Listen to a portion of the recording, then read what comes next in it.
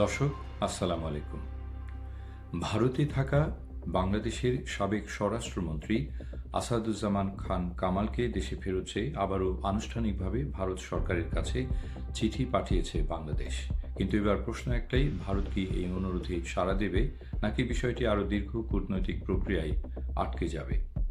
পররাষ্ট্র প্রতিমন্ত্রী শামা ওবায়েদ ইসলাম জানিয়েছেন, জুলাই গণ অভ্যুত্থানের সময় মানবতা বিরোধী অপরাধের মামলায় আন্তর্জাতিক অপরাধ ট্রাইব্যুনালে মৃত্যুদণ্ডপ্রাপ্ত সাবেক স্বরাষ্ট্রমন্ত্রী আসাদুজ্জামান খান কামাল বর্তমানে ভারতে অবস্থান করছেন। তাকে দেশে ফিরিয়ে এনে আইনি প্রক্রিয়া সম্পন্ন করার জন্য সম্প্রতি ভারত সরকারকে আনুষ্ঠানিক চিঠি পাঠানো হয়েছে।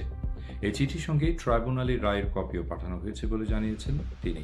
সরকারের ভাষ্য অনুযায়ী আসাদুজ্জামান খান একজন দণ্ডপ্রাপ্ত পলাতক আসামি এবং বাংলাদেশ ভারতের মধ্যে বিদ্যমান প্রত্যর্পণ চুক্তি ও কূটনৈতিক প্রক্রিয়া অনুসরণ করেই তাঁকে ফেরত আনার উদ্যোগ নেওয়া হয়েছে।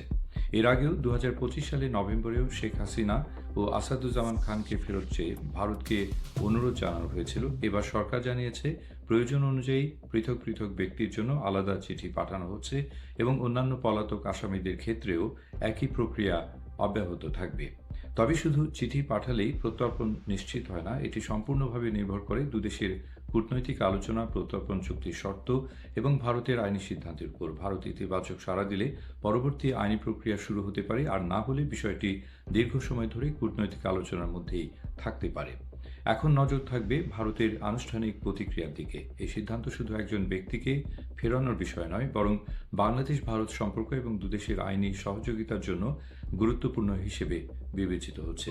এখন দেখার বিষয়, ভারত এই অনুরোধে কী সিদ্ধান্ত নেয় এবং পরবর্তী কূটনৈতিক পদক্ষেপ কোন দিকে এগোয়।